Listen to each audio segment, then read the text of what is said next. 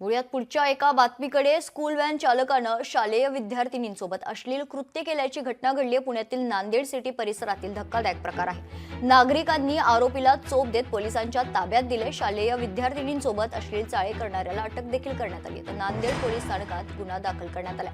पुण्यातील नांदेड सिटी परिसरात शालेय विद्यार्थिनींना अश्लील चाळे करणाऱ्या नराधम स्कूल व्हॅन चालकाविरोधात नांदेड सिटी पोलीस ठाण्यात गुन्हा दाखल करण्यात आला। तर रसूल अत्तार असा गुन्हा दाखल झालेल्या आरोपीचं नाव आहे।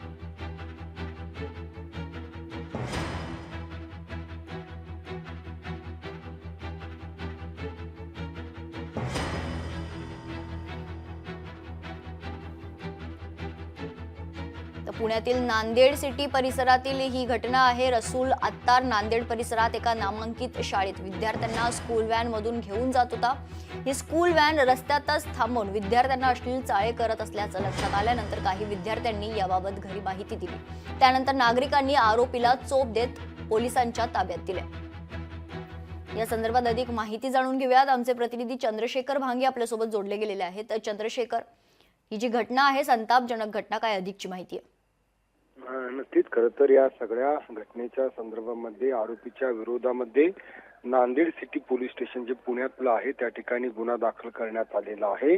हा जो आरोपी आहे तो नांदेड सिटी परिसरातील एका नामांकित शाळेतील विद्यार्थ्यांना ने-आण करण्याचं काम करत होता आणि त्यामध्ये आपण पाहिलं की या सगळ्या विद्यार्थ्यांना तो रस्त्यामध्येच थांबवत अश्लील चाळे करत होता आणि ही गोष्ट सुद्धा घरी सांगू नका म्हणून दमबाजी करत होता। आणि या दरम्यानच्या कालावधीमध्ये काही विद्यार्थ्यांनी ही सगळी बाब जी आहे ती त्यांच्या पालकांना सांगितली होती आणि पालकांना या स्कूल व्हॅन चालकाला जी आहे ते अडवत त्याची जी त्याला चोप सुद्धा दिलेला आहे। आणि हा जो आरोपी आहे त्या आरोपीच्या विरोधामध्ये त्या गुन्हा दाखल करून त्याला अटक करण्यात आलेली आहे। आणि आपण पाहिलं की या आरोपीने यापूर्वी देखील असे काही कृत्य केले आहेत का याचा तपास पोलीस घेत आहेत। एकंदरीत ही सगळी संतापजनक घटना आहे आणि पुण्यासारख्या विद्येच्या माहेरघरामध्ये हा सगळा प्रकार उघडकीस आलेला आहे। मेघना, निश्चित धन्यवाद चंद्रशेखर आपण दिलेल्या सविस्तर माहितीसाठी।